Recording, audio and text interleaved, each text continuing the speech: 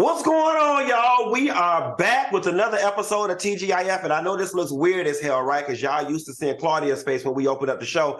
Well, Claudia ass can't be with us tonight, child. Quiet as is kept, honey. She probably flying around the world at with some rich man on a private jet being flew out to some exclusive location, if you let me tell it. But tonight, we've got a fabulous guest co-host who is here to spill the tea. Now, many of you guys may recognize her from Fox 26, The Nightcap.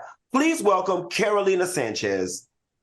Hey, hey, hey. I'm so happy to be here, y'all. What's up, soulmates? What's going on, Carolina? Funky Al, y'all better keep it tame for me, all right? All right. we don't I feel like y'all are gonna break me today. Tame. I've been on your show, sweetheart. This is right? Tame for you. Cut it out now. I know. We gonna get talk more tea than we do. I do. And here I'm gonna be spilling the tea.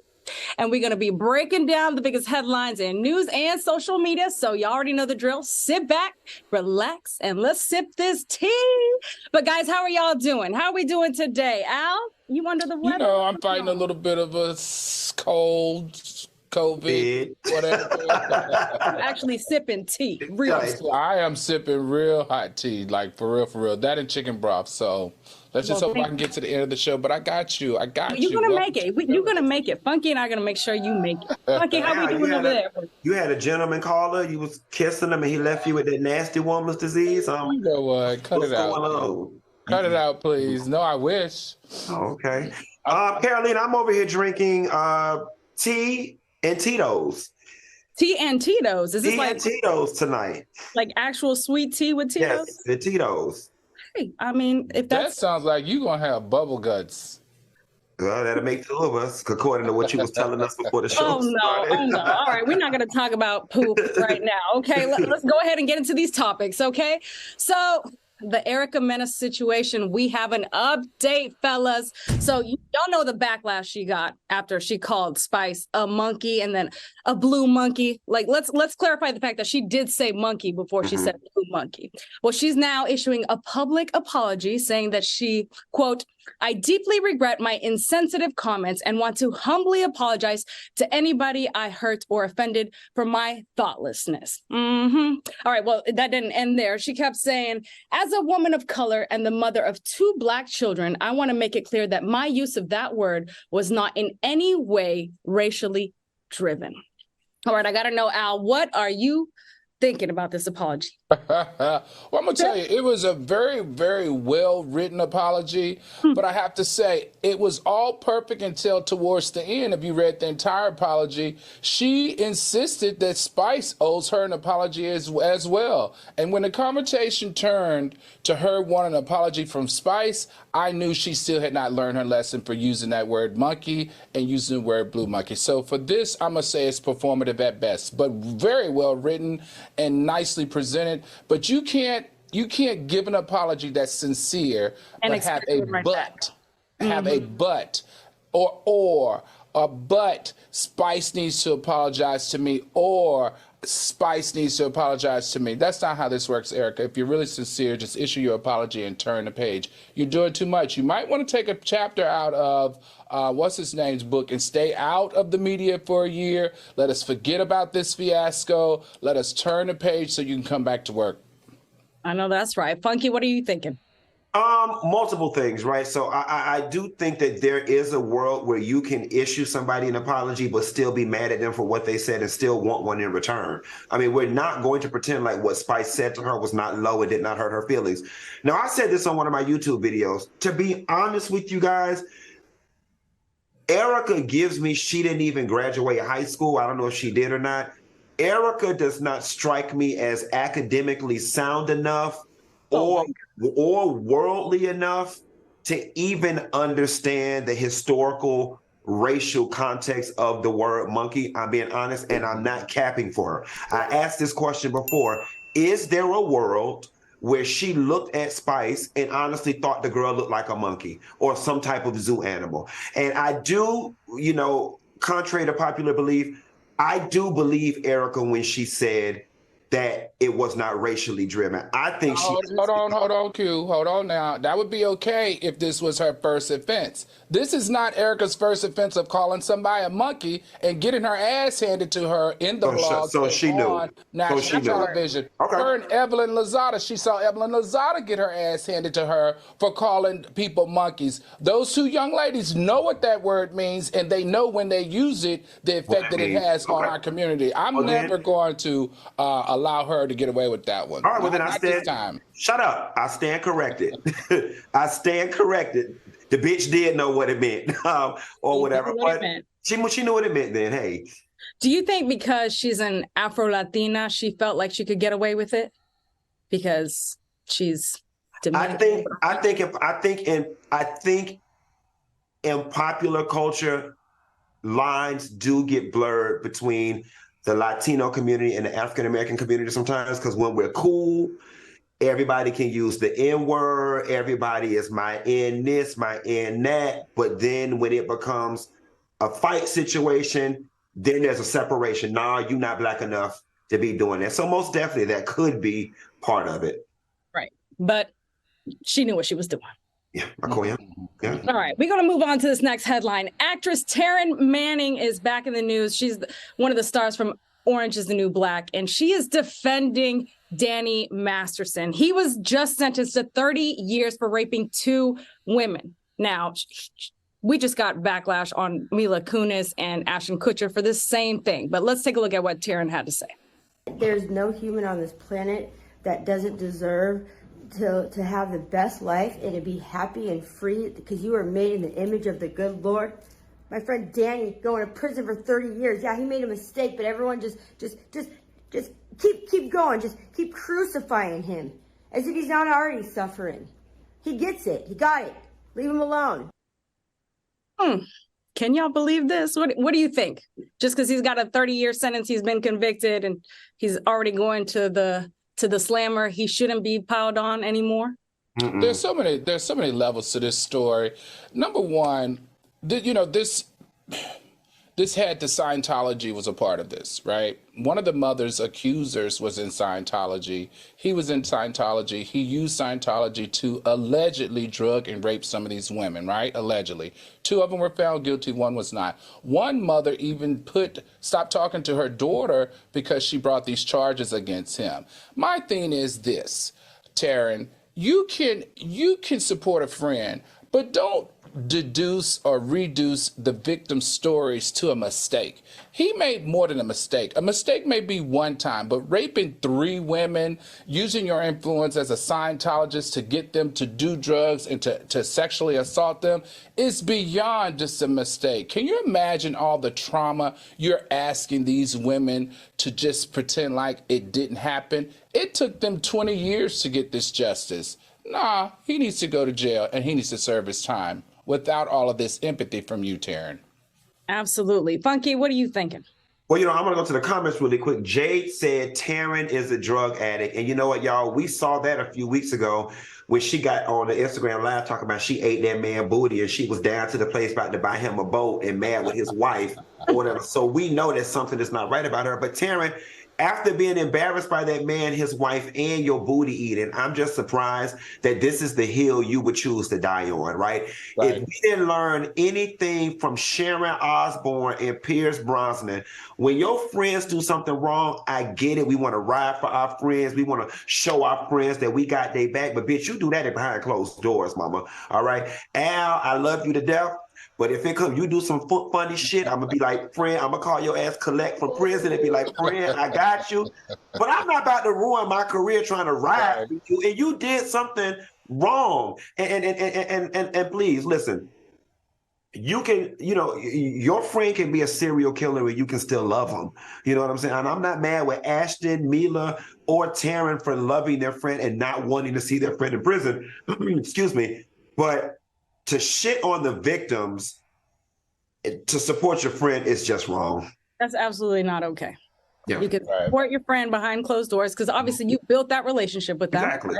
Your love for them is completely separate from what they did to the victims. You probably didn't know. I hope you didn't know, because if you knew, you got some problems. All right, we're going to move on to the next topic. So we know dance moms, they're already crazy. Abby Lee Miller, the top of that list. Well, she's attempting to clear the air after she made some comments about being attracted to high school football players on a podcast. Watch this clip. I do like those hot, athletic, muscular types of guys. And they must be able to go out to a club, gamble in Vegas, rent an ADA-compliant, handicapped, accessible van. On the podcast, she doubled down on the fact that they were still in high school. And she's also said that she thinks of herself as a 22, 23-year-old. So do you believe her when she's trying to justify this? Funky? First of all, I want to know what the ADA accessible van for. Was it to get her big ass in because she's immobile and damn near about to appear on my 600-pound life? I'm so confused. She could have said rent an exotic car rental in Miami. Handicapped people, please don't cancel me. I didn't know Mama was in the wheelchair. Well, she quite as kept. She needed to be someone trying to be friend Roland Ray and not high school athletes or whatever the case may be. Here is what I don't like about the audacity. The proper thing to do, Abby Lee, would have been to just chill out of the media for about 2 weeks. I'm sure Kanye or Kim Kardashian would have done something stupid between now and then that would have blown this story out of the water. But you are just so ornery and so bold that you just felt it necessary to come and double down on this, and you made it worse. We're not stupid. We heard what you said, and it was that you like high school-aged boys. And y'all mark my words, this is going to be the catalyst to something greater as it relates to her relations with other people. You watch and see. What are you saying? Yeah, what happened? I'm saying you watch and see stuff start leaking, and it may even be something along the lines of she hired escorts, she hired little boy toys, but you don't gave us a glimpse into how you think, Mama. And quiet as it's kept, when you look like her and you got money, that's what you have to do, because ain't nobody breaking down nobody's doors to go with Abby Lee Miller. I'm sorry.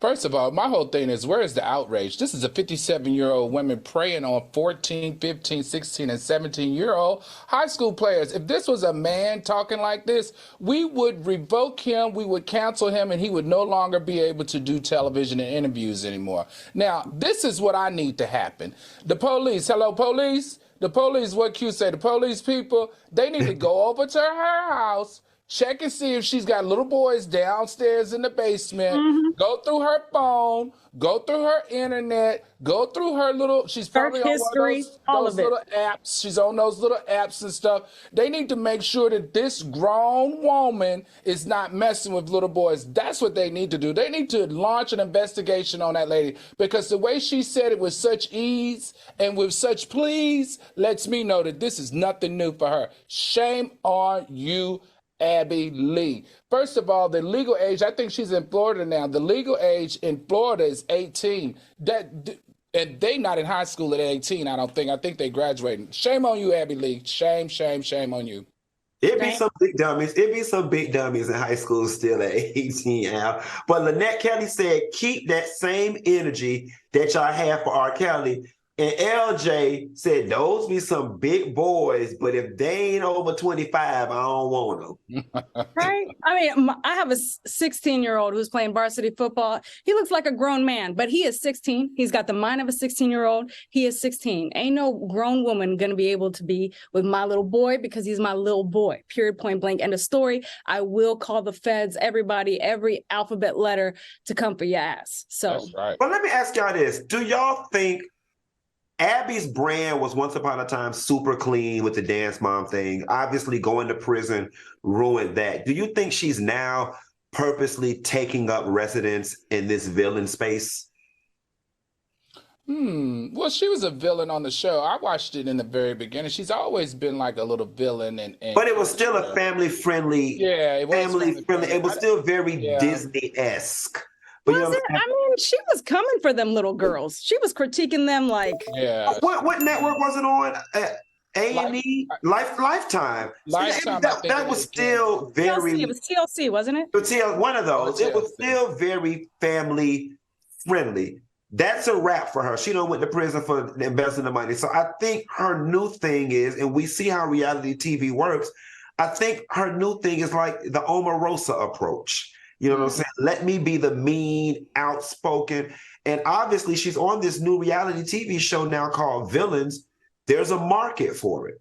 Maybe. All right. Well, we got to send things to commercial break. So coming up next, Hazel-E is showing a lot more than what we want to see and what I would want out in the world. Plus, we have a woman who's sharing what a friend did to her to let her know that she ain't really her friend. All right. So keep it right here because we'll be right back.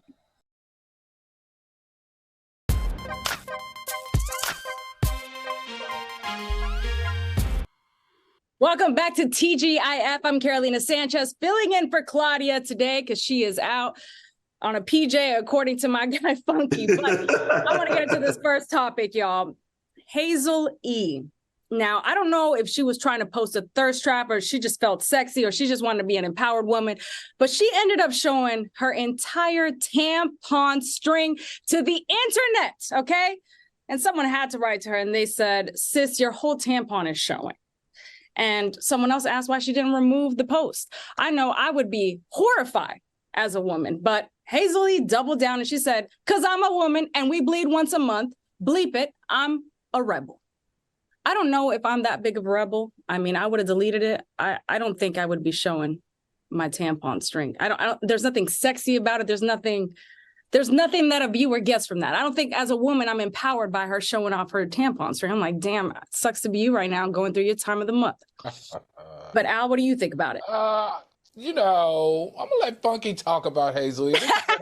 All right, Funky. Best friends that he loved talking about. I'll probably you see how they set me up, and you know what? Believe it or not, on this one, I am actually not going to take the bait.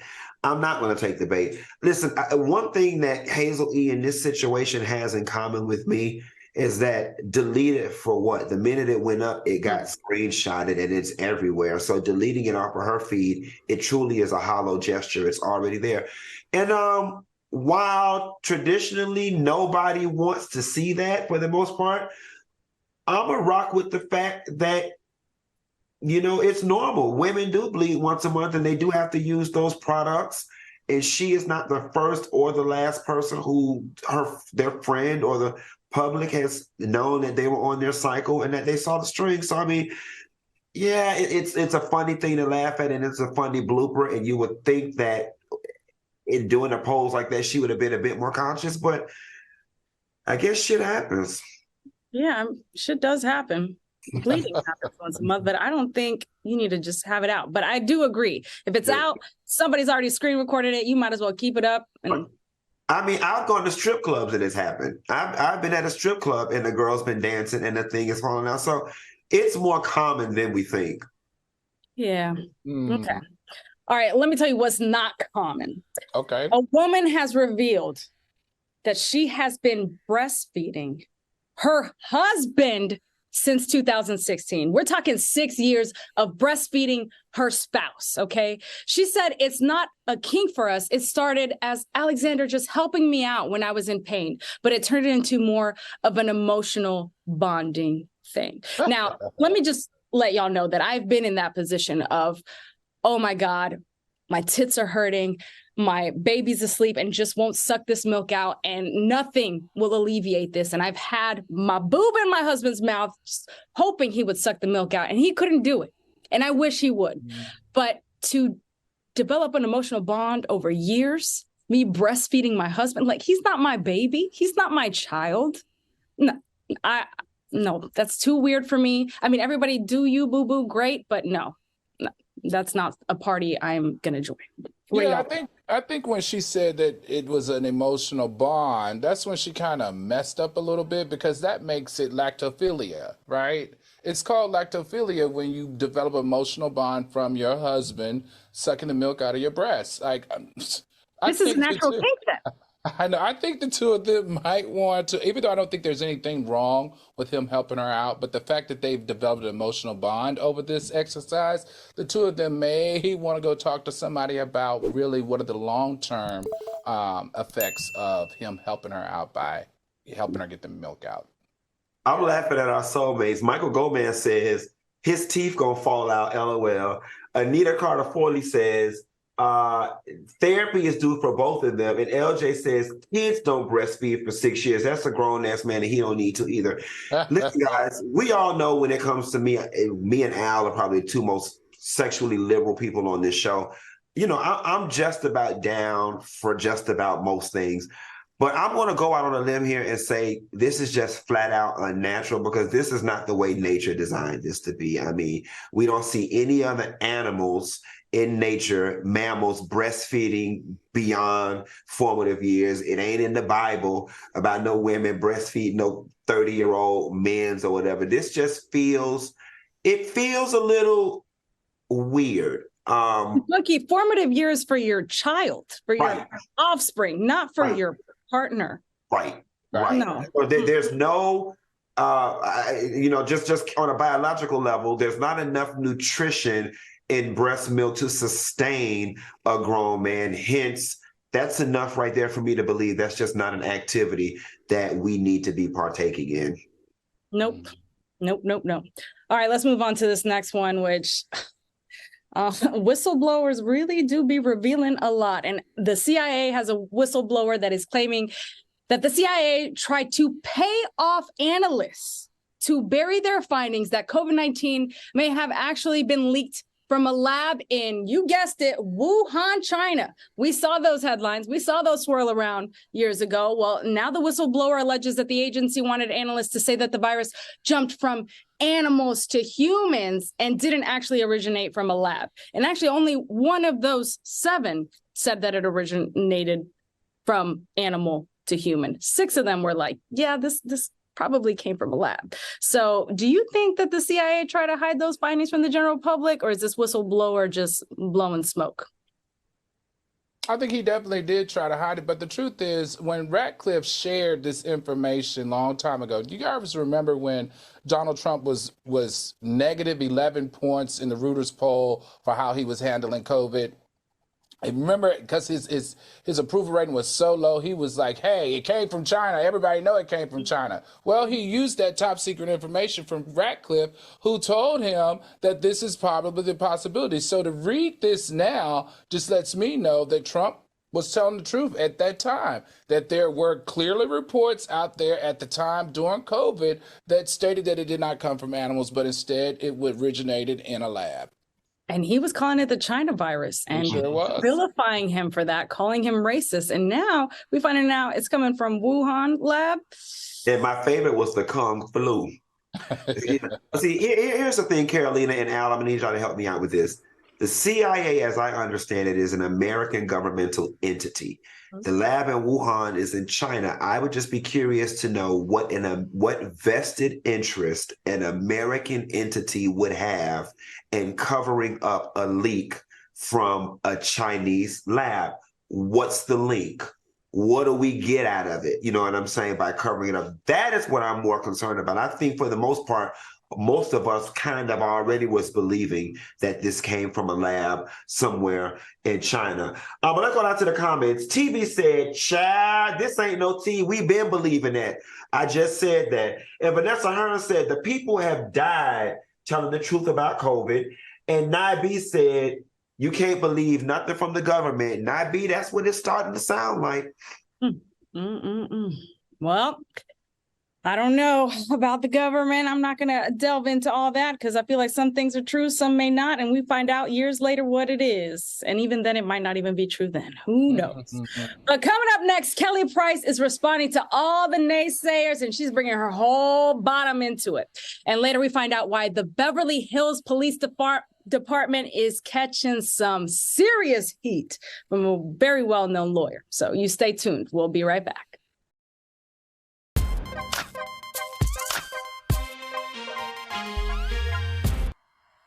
Welcome back to TGIF. I'm Carolina Sanchez, hanging out with Al Reynolds and Funky Dineva. And we've been sipping and spilling some tea. Now we got to talk about Kelly Price, okay? Because she's had a few words for people who didn't believe that she was dying from the COVID. So watch this clip about what she had to say. It felt like I was stupid enough that needed to lie about almost dying from COVID, kiss my entire ass. All of it. It's a lot to kiss, so get to work because you're going to be there for a while.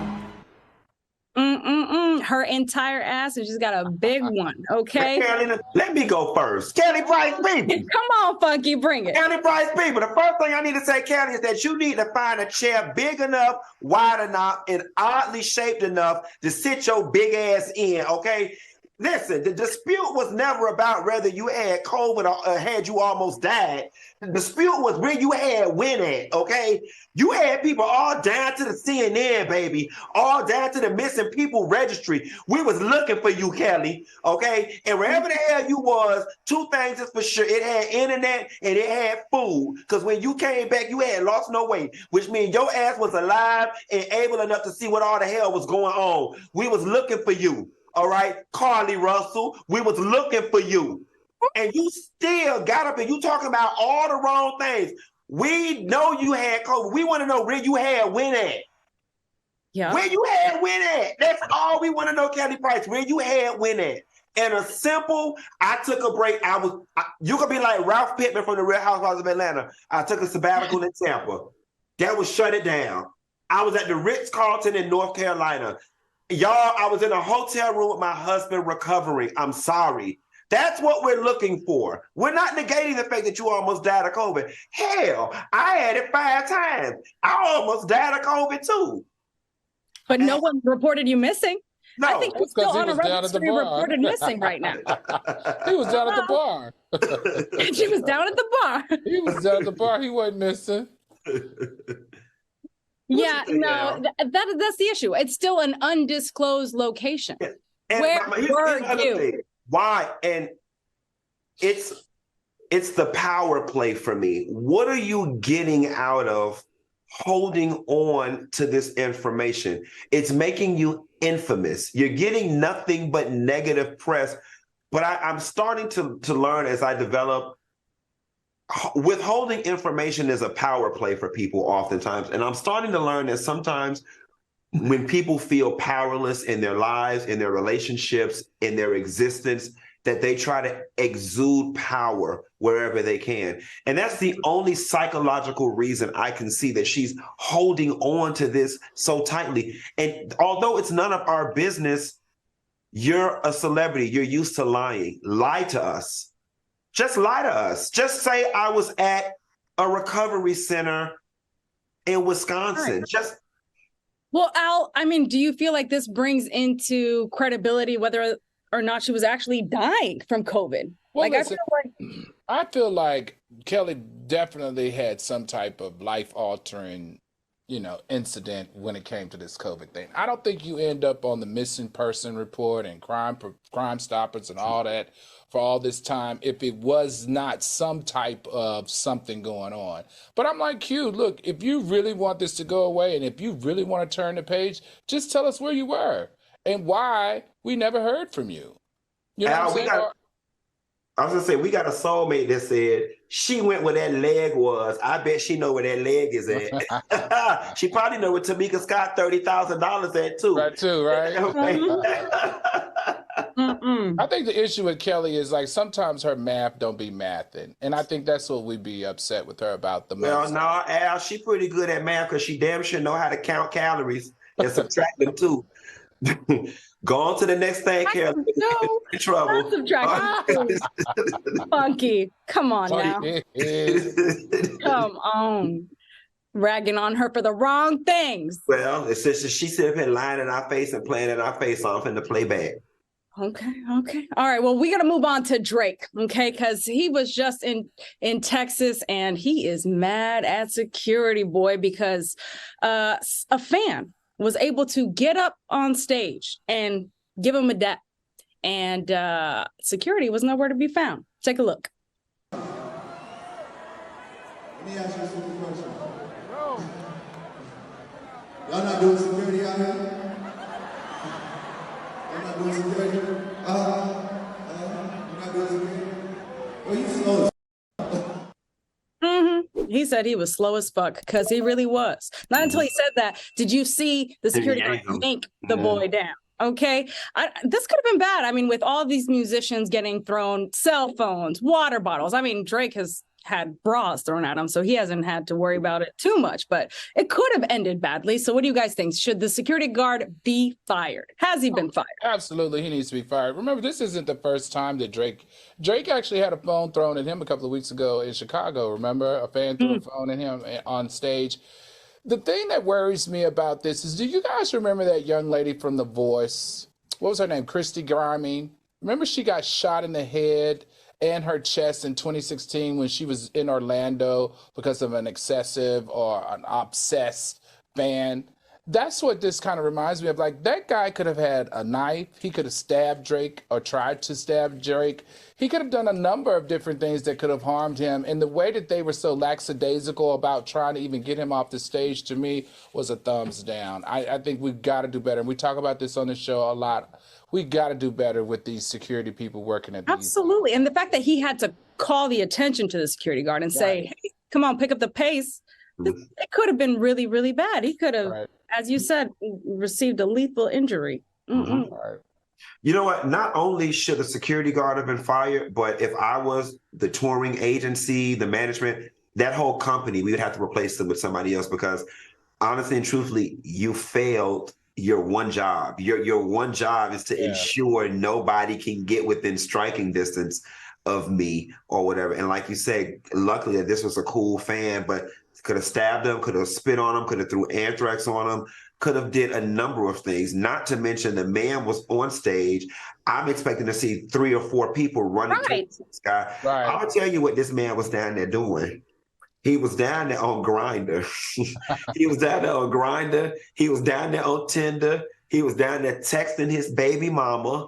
Or he was clearly preoccupied, because even at the point at which the guy was on the stage and you still didn't realize he was there, right? You had to be down there damn near asleep. Yeah. The fact that Drake had to walk him over to the security guard to get him to pull him off the stage was ridiculous. Now, I'm going to say this too. I'm not a fan of security guards and police officers being overly aggressive either. I'm not going to lie. I kind of got an attitude when he pulled the boy. At that point, the boy was being nice. He should have just put his hand on his back and escorted him. Now, he didn't have to yank the damn boy like that, but that's just me. I mean, he was only doing that because Drake said he was being slow as fuck. Right. That's the only reason he reacted that way very late. All right, I have a question. At what point did you realize that your supposed friend actually hated you? There's a tweet that went around asking that very question. And one user replied, when I helped her plan for her wedding, she did not have a wedding planner. And 2 weeks before the wedding, I told her, I don't know what I'm going to wear to your wedding. Her response was, is it possible to not come? I've decided to invite only close people. Oh, what a sick ass burn. Like, I helped you plan your wedding. You had nobody, and I'm not considered a close friend? Like, what? No. Do you guys believe that this is possible? I mean, obviously, people are petty enough to do some bullshit like this, but damn, that's gotta hurt. Have y'all had somebody do something like that to you? I actually have. I'll tell my story. So we had been invited down to the Bahamas to a very, very well-known artist, Black male artist, birthday party. And Janet Jackson was performing the next day. It was a huge event. It was opening of a new hotel, all this great stuff. So we were with the artist's wife the night before, helping her do the seating chart, because she wanted the seating chart to be done a specific way. So we spent hours, after 3 or 4 bottles of champagne, hours of staying up till 2 in the morning. We helped her construct the entire seating chart for the entire party. However, when we showed up to the party as guests, she had put our names down to not let us in. Wow. Oh my God. How shady is that? So we had to find the guy who paid for everything, because obviously it was a sponsored event. A guy who had paid for everything finally had to put his foot down and say, if you don't let them in, we're going to shut the party down. Wow. Crazy. So you made your way in. Yeah, we got in, but can you imagine how embarrassing it was? We were sitting in the front. They told us that we couldn't come in. We were like, what? We just did the entire seating chart for this entire party. Like we did. I was We part of the crew. I know where Whitney Houston is sitting. I know where Mariah is. I know where Usher is. I know where everybody is. Like, what the hell? What are you talking about? Yep. And then they were just like, well, sorry. And then on top of that, you have all these celebrities coming in and like, what are y'all doing out here? Come on in. And they're like, no, they are not allowed in. You know what? That's a different type of lowdown, Al. And you know, believe it or not, in this business and these entertainment circles, I have had situations, especially with the Atlanta girls. They'll be your friends until they get around somebody who has a little more fame or who's a little more famous, and then they don't know you anymore. So I haven't had a situation, you know, like this where somebody just outright has done me wrong, because I think the people around me know that I'm a loose cannon when it comes to like getting upset, and I would embarrass the dog fuck out of you and that party. There wouldn't have been no party had that happened to me. But I will say something that has happened to me with friends, and I'm not going to call them so-called friends. I'm going to say friends. When I started gaining, you know, a little bit of success or popularity in this realm, there were a few people in my life that had even actually been with me since elementary school who just could not accept the, for lack of a better term, ugly duckling blossoming to a swan. They were used to a certain power dynamic. They were used to being here and me being here. And now that I was here or equal to them, that was not the power dynamic that they signed up for. And they, you know, chose to discontinue friendship with me and then create reasons as to why, you know what I'm saying? And all the reasons were bullshit. And it's simply because, you know, you used to view me one way when I was below you, when I couldn't do what you could do, when I didn't have the things you had, when you were always the better dressed, the better car, the better jewelry. You liked that. But now that I could one up you, it became a problem. So those things have happened. And believe it or not, I'm still, some of those relationships, I still think about those people to this day, and it still hurts because in my mind, we were going to ride this thing out to the end. You know what I'm saying? And these are people that, like I said, known since elementary school, middle school, who I would kick all this fame shit to the side for to still rock with, but they couldn't take it and they gone. All right, we have some soulmates writing in. We have Hot Commodity, CUM there, 77. She had a friend give a whack-ass speech about not having anybody there for her as family, while me and a close friend came to Atlanta just for her, never spoke to her again. I would never speak to her again either. Then we have Patrice Bean, who said, I gave my friend a baby shower, and years later, she messed around with my man, a life friend over 50 years. 50 years gone just like that. No. But yeah, absolutely. Messing with my man. But you know, Carolina, I see this comment. Addison Carter said, Al, I want to know the rest of the story. Addison said, did you ever find out why? No, I mean, like, what are you going to do? What are you going to do? She showed her hand. We knew what it was. But you never spoke to this person ever again? No, I know I didn't. I was too busy having fun with everybody in the party. You know me. I'm going to drink it up and have a good time. But yeah, no, never talked to her ever again. Oh, no, we don't do that. All right, well, y'all keep it locked up because coming up next, we're finding out why a lawyer is coming for the Beverly Hills Police Department. And later, should Boosie stop trying to cook because he's adding some weird ingredients to spaghetti? We'll be right back.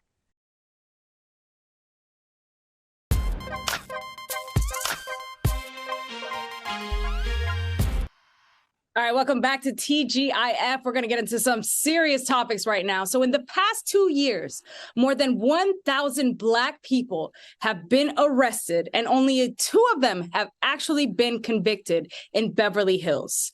And so Ben Crump is coming for that ass. He is going for $500 million from the police department. What do y'all think about this? I think it's brilliant. It comes off the heel of that police chief, Sandra Spagnoli. Sandra Spagnoli has over 24 lawsuits for racial discrimination, anti-Semitism, and harassment. And what's so interesting, it wasn't the past 2 years, it was between 2019 and 2021, where they arrested 1,088 Black people in a town where there's only 600 Black people that live. There's only 4, as of the 2020 census, there's only 400 people. 400 Black people in Beverly Hills. Only 620 Black people live in Beverly Beverly Hills, but somehow you and your department has been able to arrest double that. And Brian Crump got a hold of it because she finally resigned because she had 24 lawsuits against her. So I'm just like, wow, we love Ben Crump for this, for bringing light to this, and also making sure that all the injustice that she ever carried out her time as a police chief gets its due. About due time. Funky, what you got to say? So you know what? Without a doubt, there's definitely an undercurrent of racism here, an undercurrent of presumption and racial bias. You know, not capping for the police at all, it is also reasonable to say if you probably see a Black person with a jersey on walking through Beverly Hills, they probably don't live there. You know what I'm saying? Considering the numbers, which is fine and well. But there's nothing against the law for being a tourist. You know what I'm saying? Like, that's one of the biggest things. And I'm pretty sure the dominant majority of those people that they probably arrested were tourists, because I'm sure the regular Black people that live in LA, California, are not going out of their way to stroll the streets of Beverly Hills. I know one of the first things I did when I went to LA for the first time was stroll the streets of Beverly Hills. I wanted to know what it was. And for those of y'all who never been, I was a little underwhelmed, all right? It was a very small community. It's a couple blocks. I thought it was going to be this big, lavish-ass city or whatever the case may be. But yeah, that's definitely what's going on. These police officers are rolling up on people. What are you doing? What are you doing around here? You know, some of them probably were sassy in return. Some of them probably not. But the reality of the situation is the math is not lying. And for you to only convict 2, even the biggest Donald Trump MAGA supporter has got to be like, damn, y'all, I mean, shit. I mean, something ain't right in the math here. Right. And the man that was in the video, like you said, he wasn't from Beverly Hills, but he said he saw them following him around, and for a ticket, he got arrested. So when you get a ticket, you don't necessarily get arrested. Math be math. All right, people, soulmates are happy. 500 million, get them, Crump, says Letitia L.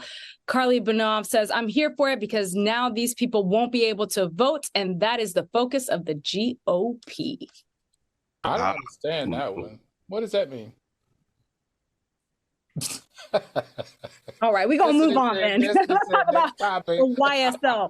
YSL member tried to act crazy to plead insanity and ended up still being convicted of murder again. Take a look at this video.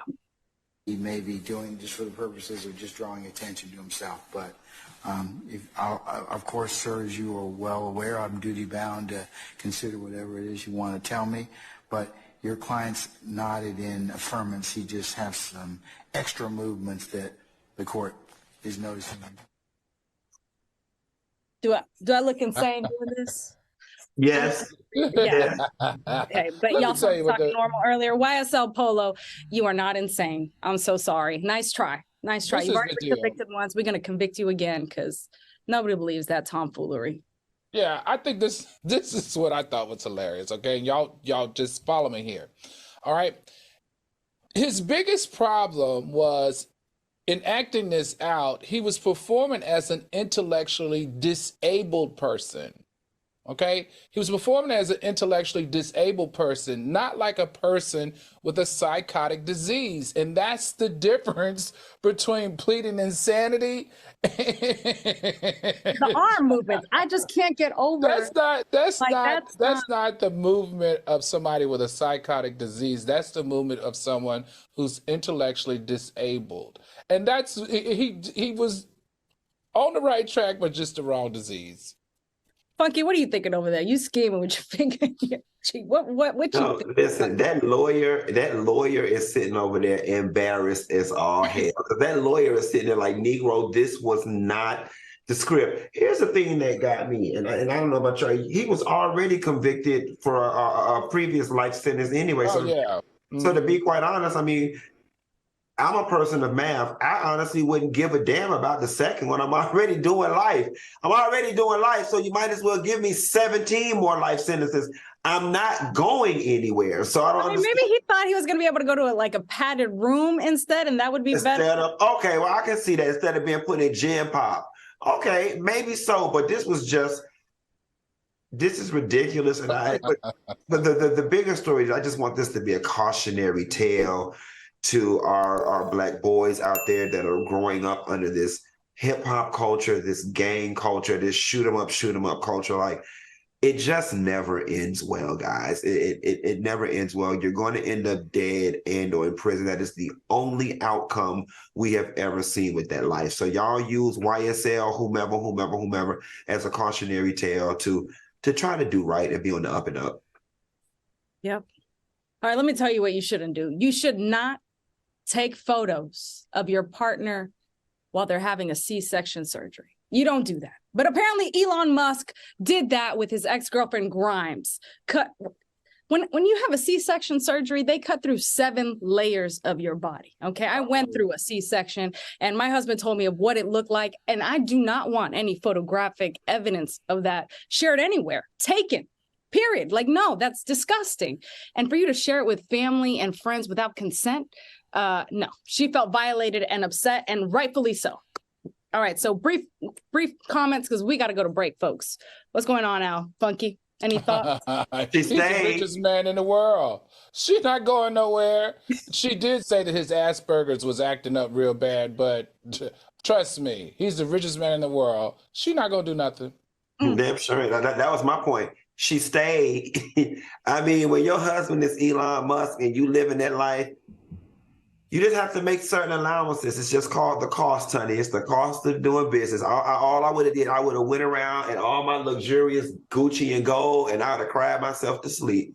Right. I guess for that money, I may just hang up the picture for him then, right? I mean, they're broken up now, so I guess that's the reason why she's coming out with it. But she didn't leave after the incident. I don't know if I was her, she told it too early. I always say you got to save some for your memoir. I would have saved it for the book. Well, I'm going to say Boosie should have saved some of this ingredient from the spaghetti. Coming up next, we're going to see Boosie cook something up that he should not have cooked up. Like, he just need to stick to the mic. All right, stay tuned. We'll be right back.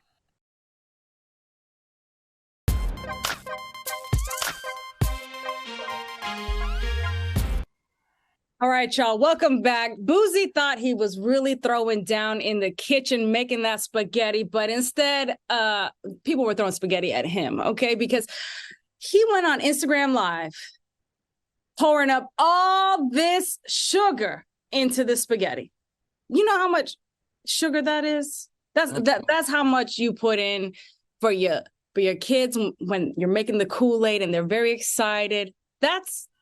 That does not belong in spaghetti. Spaghetti just needs the spaghetti sauce. It needs the spaghetti meat, maybe some veggies, but not all that sugar. Absolutely not. Someone wrote, Boosie, put in the same amount of sugar in his spaghetti you would in Kool-Aid, literally. Someone else wrote, and he's diabetic. Oh, Lord. Come on now. Would y'all eat a plate of his spaghetti? So I definitely would not eat Boosie's spaghetti, but I will say I am from a family, my mom's side of the family, we do put brown sugar in our spaghetti, but it's just a couple tablespoons to take that acidic bite off of the tomato sauce and just to give it just a little, just a note of this in the back. But he damn sure confused that red sauce with red Kool-Aid. That was way too much sugar, and I'm sure that spaghetti was nasty as all hell. Yeah, no, two tablespoons of brown sugar, that sounds just about right, especially because that's what's in your pasta sauce anyway, if that's what you're using. But if you're making it from scratch, it does require a little bit of sweetness. But an entire bag of sugar, no, sir. Well, I used to think that until I moved to Los Angeles. Now, first of all, Zeus people, I've said this before on this show, you Zeus people, y'all need to give Boosie a freaking reality show. This man is freaking hilarious. We cover him every month. He's doing something that's very engaging and fun and silly. But in LA, there's a place called Jollibee. I don't know if you guys have that in Texas or if you have it in Florida. I don't think so. But it's a Filipino restaurant that has their biggest item on the recipe is spaghetti. And they put sugar in their spaghetti. And it's really, really good. Now, a lot of Filipinos and a large Filipino population here in Los Angeles, a lot of them either use banana ketchup or they use sugar in their spaghetti. That's interesting. Actually, you know what? I'm someone who will always try something at least once. So I'm not going to say I wouldn't try Boosie's spaghetti. I would probably take a bite. I just don't think it would taste good. Maybe if the pot is super big, maybe it makes sense to put that. Right, but not that little bit, maybe. So Lip Lift said whoever came up with putting sugar in spaghetti needs to go to hell with no release date. I'm going to beg to differ. I'm going to say whoever came up with putting sugar in grits is who needs to go to hell without a release date. Grits are only supposed to have butter, salt, and cheese as additives in it, not no damn sugar. Al, Carolina, what do you guys put in your grits? Listen. I grew up not liking grits because I never had it done right. Then I moved to Houston, and I've had fantastic grits. I prefer them savory, but I have had some good ones with sugar. I'm gonna have to fight you on that one, Funky. I don't eat grits, so I can't help you on this one, Funky. You don't eat grits? You a cream of you look like a cream of wheat type of. I am a cream of. I'm an oatmeal type of guy, cream of wheat. Yeah, grits. I don't know. It's just something about the grittiness of it. Just all right. When you come back to Houston, I'm gonna take you to eat some shrimp and grits, and you're gonna love it. All right, let's go. Funky, you come to Houston too. I'm there, baby. All right. Well, I want to thank my co-hosts Al Reynolds and Funky Dineva for having me here on TGIF, filling in for Claudia. It's been so fun hanging out with you guys. And thanks for watching us on YouTube. Stay tuned for Crockett's Corner. We'll see you tomorrow. Watch me on the See you tomorrow, soulmates. And Carolina, it was awesome having you. Yeah, it was a pleasure working with you.